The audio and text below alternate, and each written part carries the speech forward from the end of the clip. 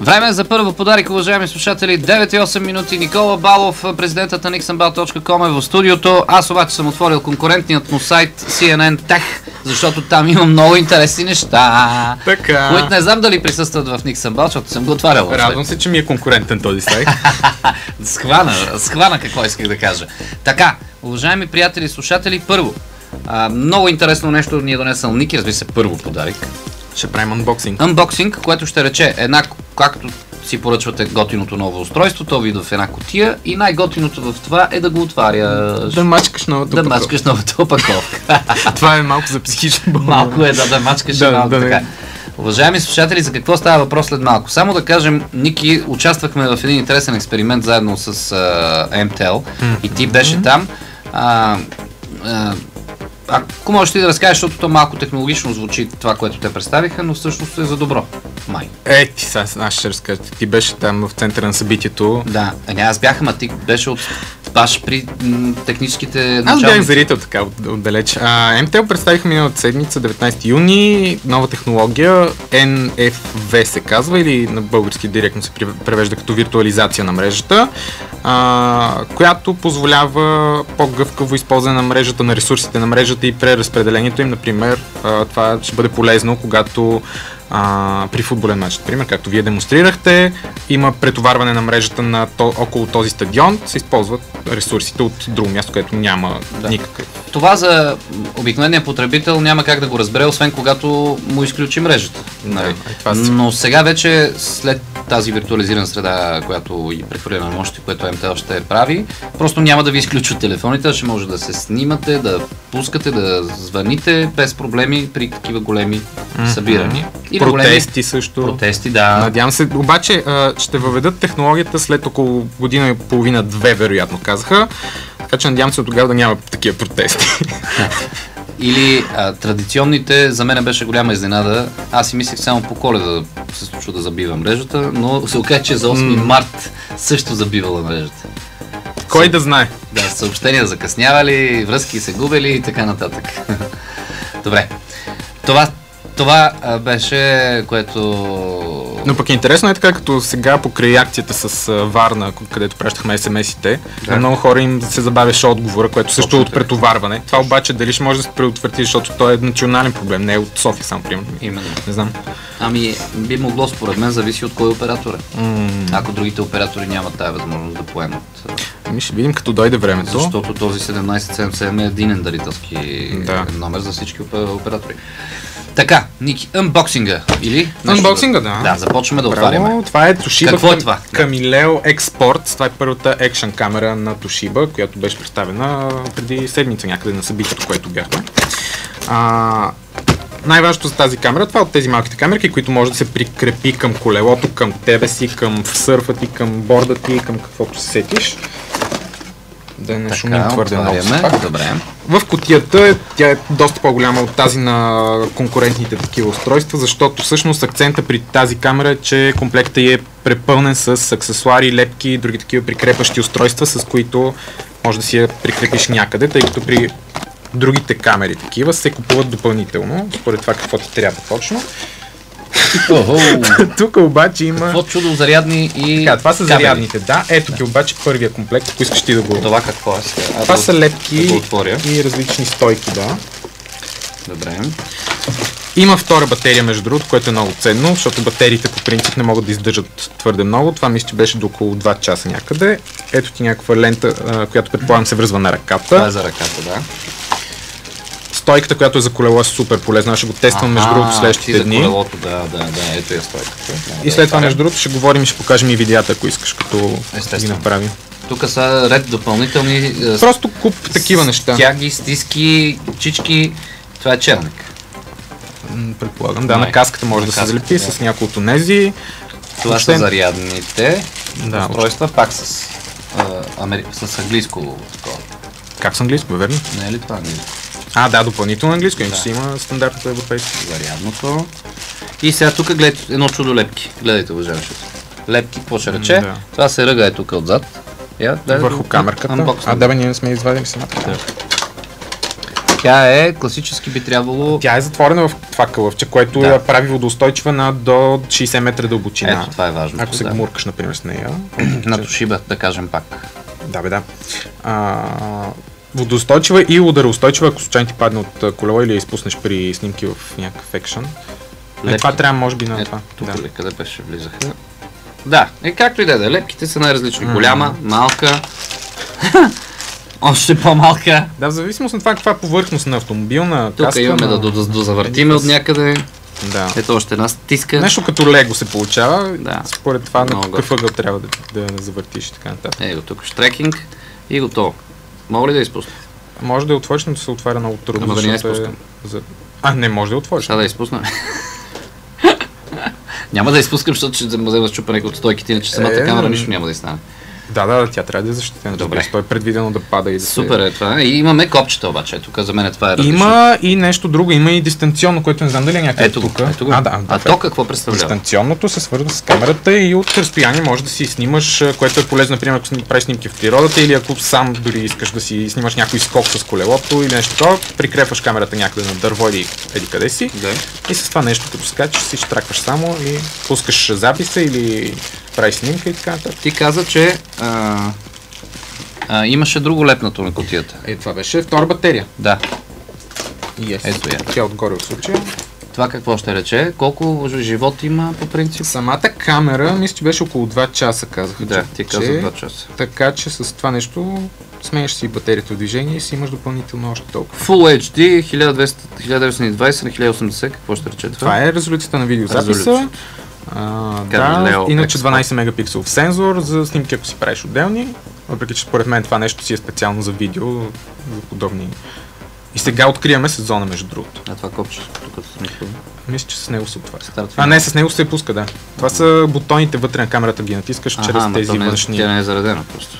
Не, тя не е такова. Да, правим анбоксинг. Това е анбоксинг. Реално време. Много хубав модел, много ми харесва. Малко е тежка. Тя се прикрепва към някакво нещо. Да, няма да се носи. Но все пак и мъничка, не е. Какво е различното в сравнение с другите устройства? Така, първото различно е това, че комплектът е супер богат. Всичко това тук се купува отделно иначе за конкурентните предложения и интересното за нея е, че тази водоустойчивост на това до 60 метра, което не знам кой къде би могъл да го тества, това вече е за сериозни любители. 60 метра за гмуркачи, да. И другото нещо, цената, че е малко по-ниска от тази на алтернативите. Не го, ще го такова. Значи, ще да кажа, че след анбоксинга няма боксинг. Няма инбоксинг. Но влезе. И? Цената е 599 лева, 600 лева, стартова цена, сега излиза на пазара, иначе предполагам, че може да има някакви оферти да я предложат на по-атрактивни условия. Добре, изглежда много добре като цена. Първо ще ви. Да, защото, например, на GoPro моделите са 900 лева стигат, така че доста добър вариант. И като сметнеш и това нещо, че ти влиза. Доста девайс. Защото без тези неща всъщност това не ти е полезно въобще. Да, за да може. Няма как да... Иначе трябва с някаква връвчица да си я забавиш. Трябва да си го приспособиш с лекопласт и такива. Лекопласт, да. Добре, това е много интересно предложение. Направихме истинско отваряне на кутия на български. Първо подарък на Toshiba Camileo Export. Добре. Сега. Предлагам после да ги съберем. Ще ги съберем сега към новините. Към новините, не знам с какво да започвам. Днеска започва конференцията на Google I.O., която се очаква да стане сцена на доста нови неща. Например, говори се, много е вероятно, и Bloomberg пише, че днес ще бъде представена новата версия на Android, голяма версия с буквата L. Ще се казва тя, не е ясно как точно. И въпреки, че по принцип се очакваше да бъде показана Android новата версия есента, се очаква сега да бъде представена, защото и Apple си показаха своята нова операционна система за iPhone и за iPad и съответно и Google да отговорят с нещо, с някакво превю, по-скоро предварително представяне, а вече малко по-късно да излезе и като апдейт, разбира се. Също се очаква нови умни часовници с Android от Motorola и LG, които вече са казали, че ще покажат, и от Samsung също ново устройство в тази категория. И въобще много интересни неща, но тях ще ги видим вечерта днес, може би, така че ще бъдат отразени след това. Това е голямо събитие, което се създава. Още нещо свързано с Google, което аз ти казах, че от CNN чета, за това, че са готови да бъдат вече голям играч в продажбата на домейни. И тук се говори за тяхната реална конкуренция. Тя всъщност, това е GoDaddy сайта, който всъщност е най-големият играч, доколкото знам. Така поне пише тук. 57 милиона регистрирани домейна има.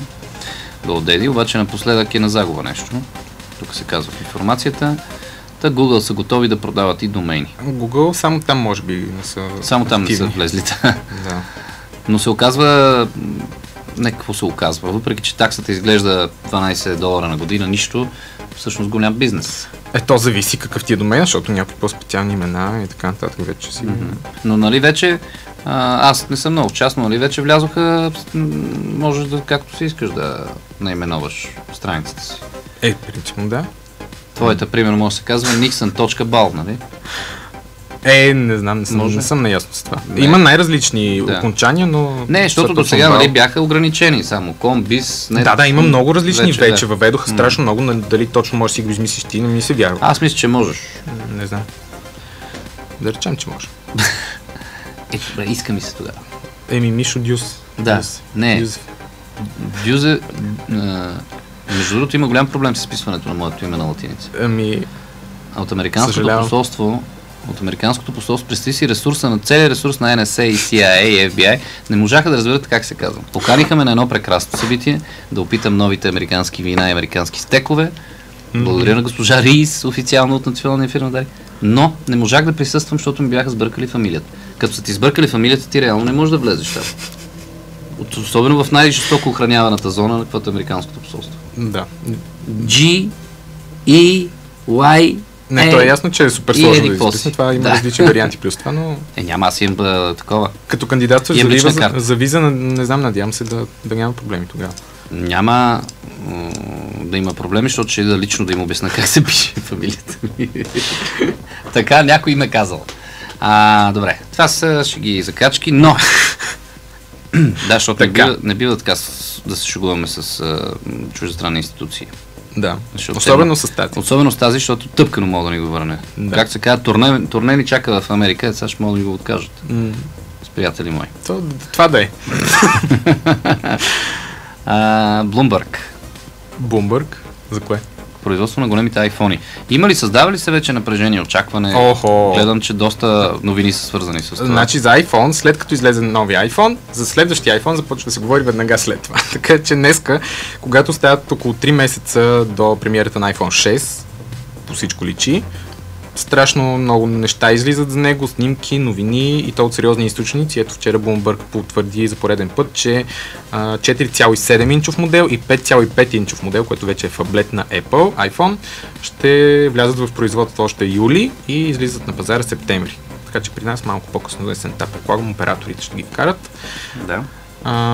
И това е много интересно, защото 5,5 инчов дисплей за Apple, които до сега разчитаха на 4 инчов телефон, е много голяма крачка, но се надяват с това нещо да се върнат към да развълнуват хората, защото малко започнаха да доскочават. Друго нещо интересно, приключи първата серия Next Trend в Nixon Bal. Да. Приключи с награда за и къде? Награда с специалното издание за FIFA, за световното зелено на Smart Band, гривната на Sony умна. Изпратихме я на победителя, мисля, че от Плевен. Ти каза от Плевен, вчера я пуснах, да. Не го познавам човека, иначе. Започва обаче Next Trend 2.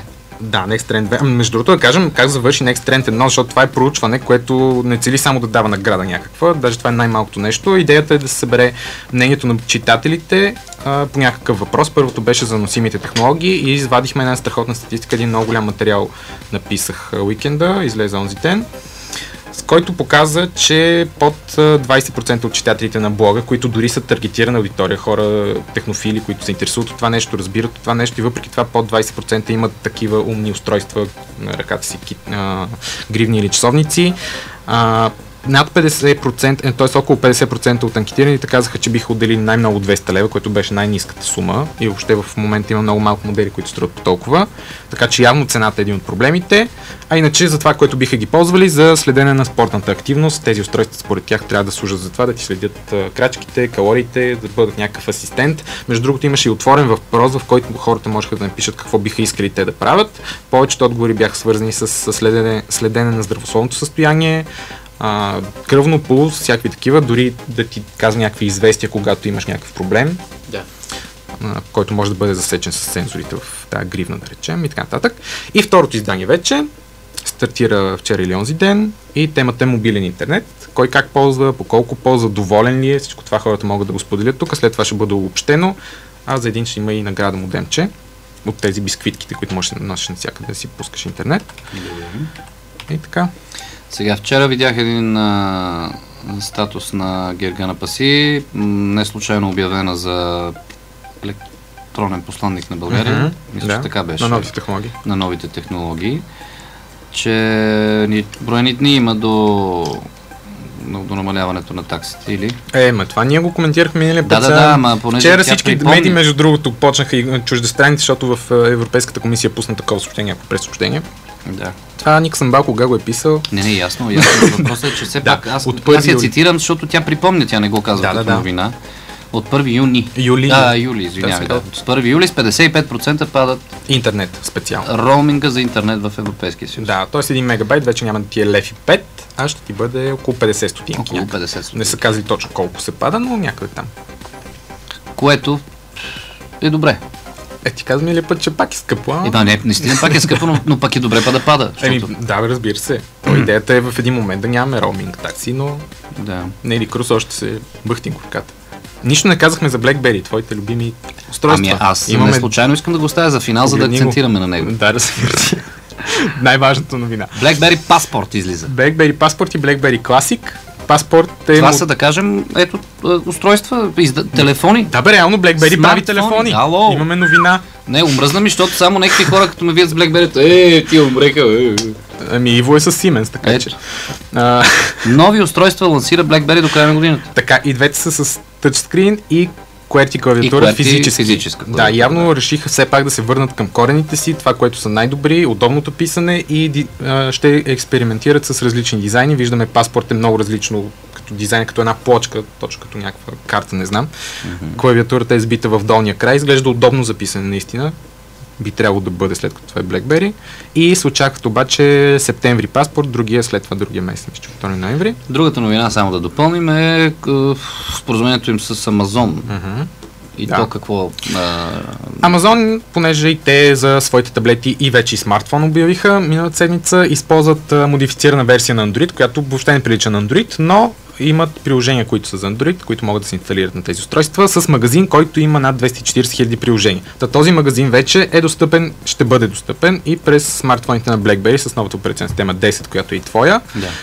Това ще стане също тази есен, вероятно точно с тези нови модели всъщност ще бъде введено и с апдейт, който и за тебе ще важи, 10.3, новата версия на операционната система. Аз да не съм си го инсталирал, да ти кажа. Но това вече не знам до какво ще доведе BlackBerry, защото съвсем ще си изгубят екосистемата. Разработчиците, дори да има някакви, които са имали интерес да създават приложения за BlackBerry, те вече въобще няма да се вълнуват от това, защото техните приложения ще достигат до BlackBerry през този магазин.